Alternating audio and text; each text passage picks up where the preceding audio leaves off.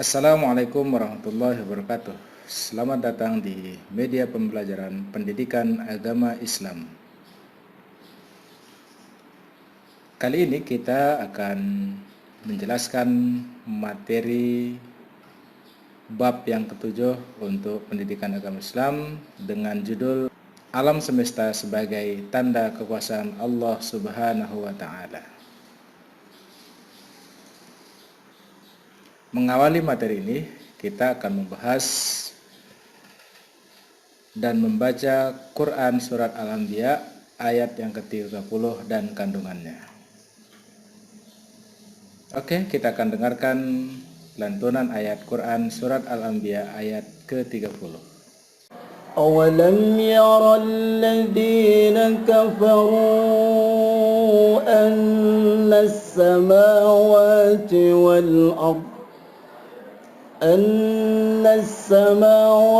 والأرض كانتا رتقا ففتقناهما وجعلنا من الماء كل شيء حي أفلا يؤمنون. Artinya, dan apakah orang-orang yang kafir tidak mengetahui bahwasanya langit dan bumi itu keduanya dahulu adalah suatu yang padu. Kemudian kami pisahkan antara keduanya, dan dari air kami jadikan segala sesuatu yang hidup. Maka mengapakah mereka tiada juga beriman? Quran Surat Al-Anbiya ayat ke-30. Kandungan Quran Surat Al-Anbiya ayat 30. Ayat ini menjelaskan bahwa orang-orang musyrik di Mekah tidak memperhatikan alam ini. Peristiwa di dalamnya pun tidak pernah mereka perhatikan. Padahal peristiwa di alam semesta ini memberikan bukti bahwa Allah Subhanahu wa Ta'ala itu ada. Begitu pula penciptaan, pengaturan, dan kekuasaannya. Ayat ini menjelaskan pula bahwa langit dan bumi pada awalnya bersatu. Allah Subhanahu wa Ta'ala memisahkan keduanya. Planet bumi merupakan tempat hidup berbagai makhluk hidup. Ia menjadi bagian dari tata surya yang mengelilingi matahari. Awalnya bumi panas karena perputaran yang terus-menerus, kemudian dalam waktu yang lama menjadi dingin dan berembun. Embun yang muncul seiring waktu menjadi air, sumber kehidupan berasal dari air tersebut. Ayat ini juga menjelaskan bahwa air sangat berperan penting dalam kehidupan. Prosesnya mulai dari awal keberadaan makhluk hidup, kelangsungan hidup, dan memulai kehidupan, terutama pada pembentukan makhluk dengan bahan sperma. Penjelasan ayat ini bukan berarti mendukung teori evolusi, walaupun mengindikasikan penciptaan makhluk dari air. Akhir ayat Quran Surat Al-Anbiya ayat ke-30 ini mengingatkan manusia, apakah manusia tetap tidak beriman meskipun Allah Subhanahu wa Ta'ala itu Maha Kuasa? Manusia dengan akal sehatnya hendaknya dapat memahami dan mendalami alam semesta ini, dilandasi dengan keimanan padanya dengan mengamati keteraturan dan keindahan alam ini. Manusia akan mampu melihat betapa Allah Subhanahu wa Ta'ala terlibat, betapa Allah Subhanahu wa Ta'ala Maha Agung, dan betapa Allah Subhanahu wa Ta'ala Maha Kuasa. Pada materi yang kedua, kita akan membahas Quran Surat Al-A'raf ayat 54 dan kandungannya. Untuk memulai materi ini, mari kita dengarkan firman Allah Subhanahu wa Ta'ala. إن ربكم الله الذي خلق السماوات والأرض في 6 أيام ثم استوى على العرش يغشي الليل النهار يطلبه حثيثا والشمس والقمر والنجوم مسخرات بأمره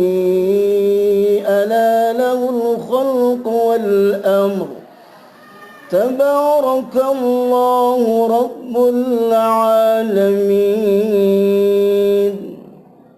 Artinya, sungguh Tuhanmu adalah Allah yang menciptakan langit dan bumi dalam 6 masa. Lalu dia bersemayam di atas arsy, dia menutupkan malam kepada siang yang mengikutinya dengan cepat. Dia ciptakan matahari, bulan, dan bintang-bintang tunduk kepada perintahnya. Ingatlah, segala penciptaan dan urusan menjadi haknya Maha Suci Allah, Tuhan seluruh alam. Quran Surat Al-A'raf ayat 54. Kandungan Quran Surat Al-A'raf ayat 54. Pada awal ayat dijelaskan bahwa Allah Subhanahu wa Ta'ala menciptakan langit dan bumi dalam 6 hari atau masa. Dia adalah penguasa, pemilik dan pengatur. Hanya Allah Subhanahu wa Ta'ala yang berhak disembah. Manusia hanya meminta pertolongan kepadanya. Yang disebut pada ayat ini adalah langit dan bumi. Namun maksudnya bukan hanya keduanya.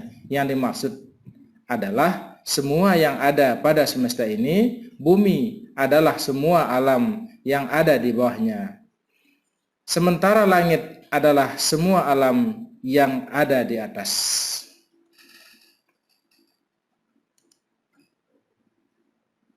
Pernyataan 6 masa penciptaan langit dan bumi terdiri atas penciptaan keduanya. Setelah terbentuknya langit, 6 masa ini meliputi awal proses penciptaan alam. Dentuman besar diciptakan oleh Allah Subhanahu wa Ta'ala dengan sangat dahsyat yang disebut Big Bang. Matahari yang semula termuat di dalamnya, bongkahan yang menyatu berhamburan memecah dengan kecepatan yang amat sangat tinggi. Hasil pecahan tersebut menyebar dan mengembang ke segala penjuru. Alam terbentuk akibat pecahan-pecahan tersebut. Begitu pula ia yang mewarnai permukaan bumi dan langit dengan mengisi ruang-ruang kosong yang dapat ditempati. Pada materi yang ketiga, kita akan menjelaskan tentang pesan Nabi Muhammad SAW tentang menguasai ilmu pengetahuan. Banyak pesan dan ajaran Nabi Muhammad SAW yang berhubungan dengan dorongan mencintai dan menguasai ilmu. Bagi umat muslim, beliau berpesan bahwa menuntut ilmu suatu keharusan. Sebagaimana dijelaskan dalam hadis Rasulullah SAW yang berbunyi, An Anas bin Malik radhiyallahu anhu anin Nabi sallallahu alaihi wasallam, talabul ilmi fariidatun ala kulli muslimin, rawahu Ibnu Majah. Artinya dari Anas bin Malik radhiyallahu anhu, Nabi Muhammad SAW bersabda, menuntut ilmu itu kewajiban bagi setiap muslim. Hadis riwayat Ibnu Majah. Pada hadis yang kedua, Rasulullah SAW memberikan gambaran bahwa dengan ilmu surga akan didapat. Dengan ilmu orang dapat beribadah dengan benar kepada Allah Subhanahu wa Ta'ala dan berbuat kebaikan. Oleh karena itu, orang-orang yang menuntut ilmu adalah orang-orang yang sedang menuju surganya Allah Subhanahu wa Ta'ala. Hal ini ditegaskan dalam hadis Rasulullah SAW yang berbunyi, An Abi Hurairah radhiyallahu anhu, anin Nabi sallallahu alaihi wasallam, qala man salaka tariqan yaltamisu fihi ilman, sahalallahu lahu tariqan ilal jannah, rawahu Muslim.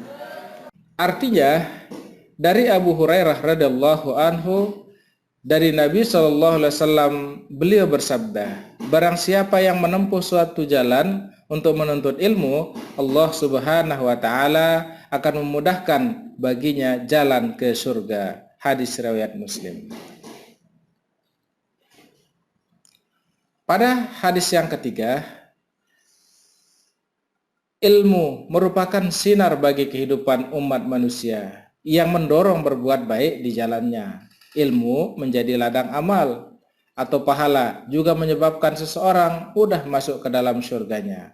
Hal ini ditegaskan dalam hadis Rasulullah SAW yang berbunyi, عن أبي بكرة رضي الله عنه عن النبي صلى الله عليه وسلم قال كن عالما أو متعلما أو مستمعا أو محبا لا تكن الخامسة فتهلك رواه البيهقي. Artinya dari Abu Bakrah radhiyallahu anhu dari Nabi SAW, beliau bersabda, jadilah kamu orang yang pandai, atau orang yang belajar, atau orang yang mendengarkan, atau orang yang senang cinta. Janganlah kamu menjadi orang yang kelima, maka kamu akan celaka. Nilai-nilai yang dapat dipetik pada penciptaan alam dan pengaturan alam semesta. Yang pertama, kecerdasan intelektual yang diberikan oleh Allah Subhanahu wa taala mengantarkan manusia untuk berpikir dan mengembangkan ilmu pengetahuan. Kemampuan ini membedakan manusia dengan makhluk lainnya. Yang kedua adalah aspek spiritual, mengantarkan pada keyakinan kepada Allah Subhanahu wa taala yang menciptakan segala sesuatu dengan teratur. Nilai yang ketiga adalah menguatkan keyakinan bahwa Al-Quranul Karim memiliki mukjizat dalam dasar-dasar teori sains tentang alam semesta. Nilai yang keempat, keteraturan alam semesta menjadi pendorong agar kehidupan manusia harus teratur. Nilai yang kelima, dorongan untuk meningkatkan keimanan dan ketakwaan kepada Allah Subhanahu wa taala.